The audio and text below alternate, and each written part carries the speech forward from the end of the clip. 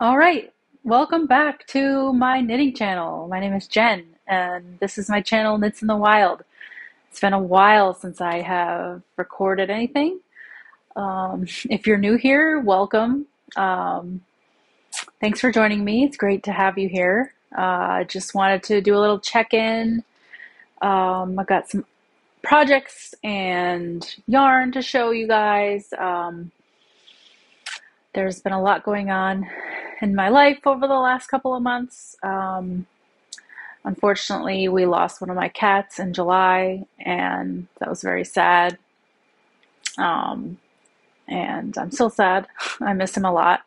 He was 16, and I I had him since I was 22 or 23, I believe. And yeah, it was really sad to lose him. But yeah, let's not talk about that sad stuff. But something else that is exciting, my husband and I are buying a house, so we've been really busy with that.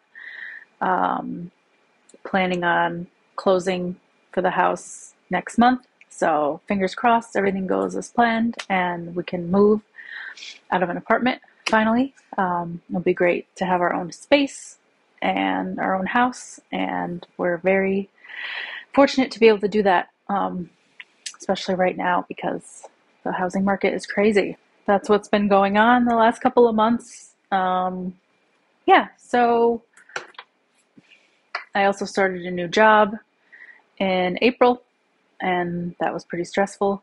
But yeah, so that's a little life update.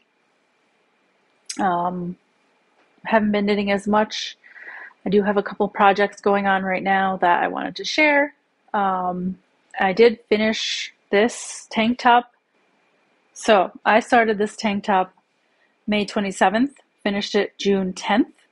This is the Olive Tank by Sari Nordlund. It was a really quick, fun pattern. I used some yarn that I had in my stash that actually I had ripped out a tank top that I made last summer that was way too big. I made the home camisole by Kadri that ended up way too big. Couldn't wear it. So I finally ripped out the yarn and reused it. And it is the Fiber Company's Luma, which is one of my favorite summer yarns. It's a blend. I can tell you what it is. It's a 10% silk, 15% linen, 25% cotton, and 50% merino blend yarn. And it's really lovely. It is in the colorway Grigio, which is this really pretty gray. I'm a huge fan. The tank top was really nice to make. It is shorter in the front than in the back.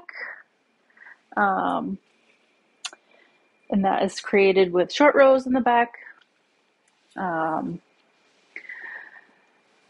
Not really much else to say. It's basic tank. I believe I made the size. Honestly, couldn't even tell you because I did not keep track of that on my my Ravelry, unfortunately. But yeah, tank top, olive tank by Sari Nordlund. It was my first Sari Nordlund pattern. I really liked it. I will be making more of her patterns in the future. So yeah, that was my one and only summer knit that I made this year. A couple weeks ago, I started another shift cowl with some of my hand spun. So this is my second shift. This, I'm sure you've all heard of this pattern by Andrea Mowry. It's one of her popular cowl patterns. It's kind of wrinkled from being in the bag, but this is what I have so far. I wanted to do something pretty colorful. So this is my shift using some of my hand spun. So this is my hand spun. It's just a basic 2-ply using some of the fiber that I got last year in my Nest Fiber subscription, Fiber Club subscription, which I no longer am a member of that, but I used up some of that fiber that I had in my stash. I believe it's Targi, but I'm not 100% sure because I didn't take good notes. You know how that goes. The other colors that I use in here are Feederbrook Farms, Entropy DK. Don't have the color name because I threw out the ball bend a year ago or so when I bought this. And the third color is just this pink that I had in stash by Urth yarns called Monokrom DK. It's just a merino yarn in this hot pink.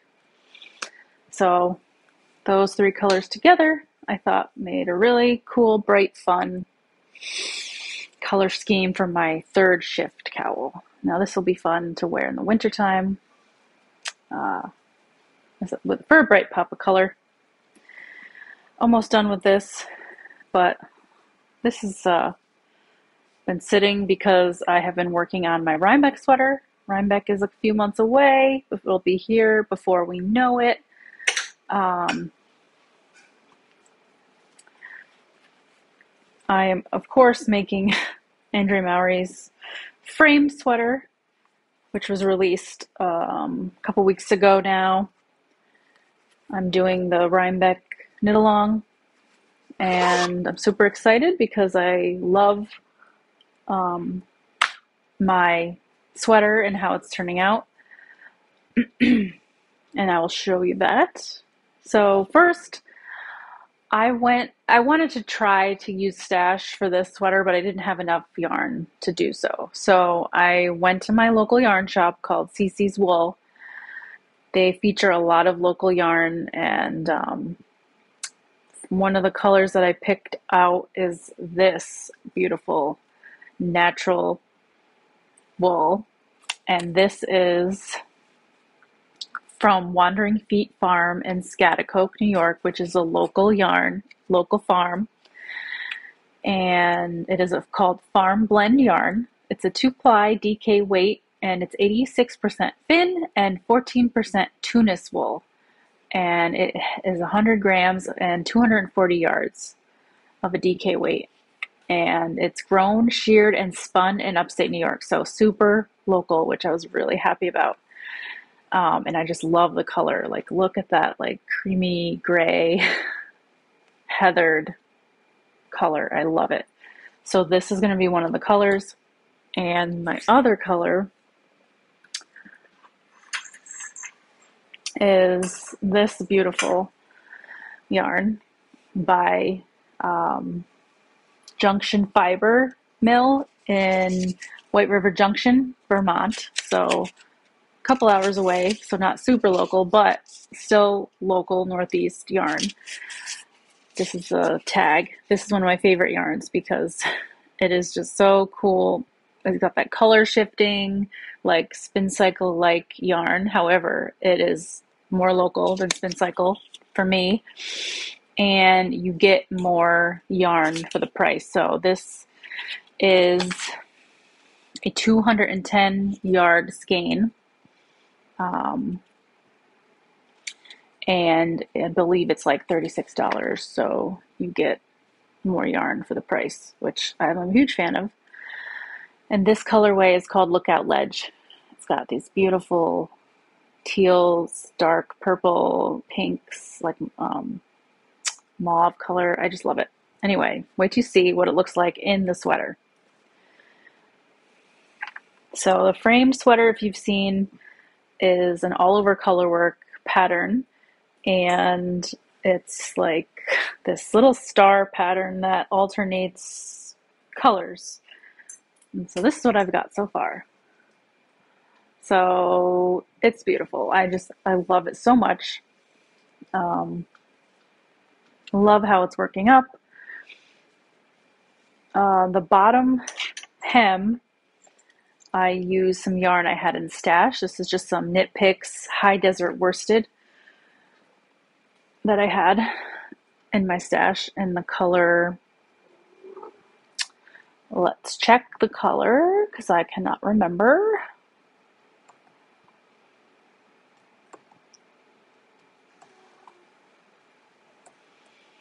It is, I believe, Dusk. The color Dusk. It's dark purple. Bee.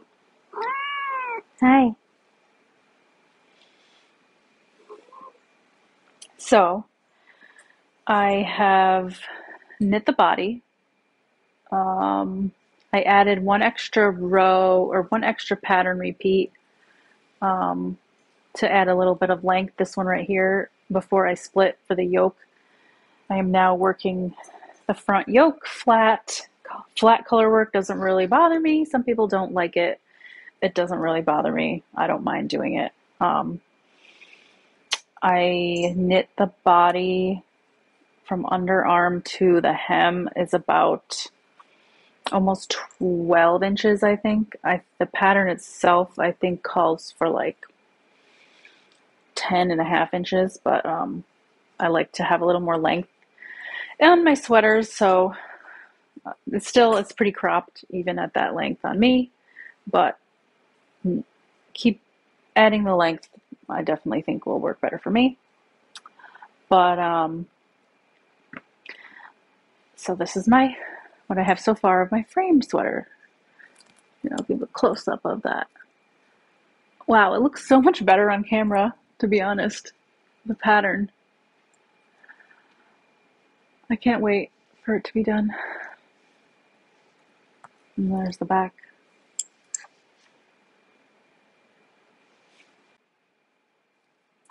So this is my frame sweater. Hopefully I'll be done with this in a couple more weeks. I had a lot of time to work on it over this last week. This is like a week's worth of work for me because I was on vacation last week. My husband and I went up to Lake Champlain in South Hero, Vermont, one of our favorite places. His family has a camp up there, and every summer we go up there for a week. And I got to spend a lot of time knitting this by the lake, and it was beautiful. And now this sweater is going to remind me of that. So that's one thing I love about knitting.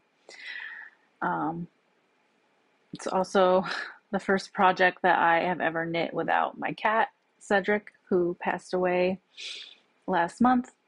Like I said before, he was 16. I found him in 2008 under my parents' shed. And that fall, I learned how to knit. So he had been my knitting buddy for 16 years. And this is my first project that I started without him around, which is kind of sad.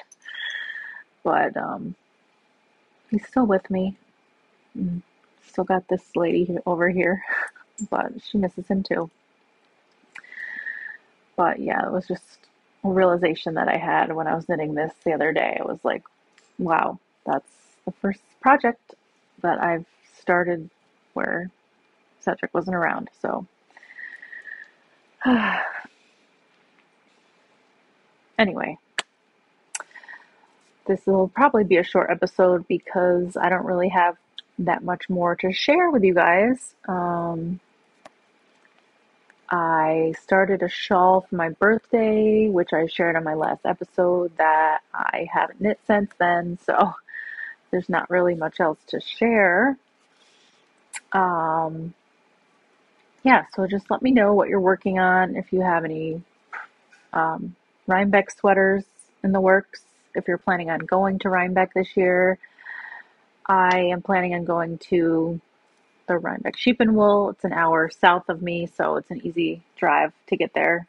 I like going. It's a big event, so I look forward to that.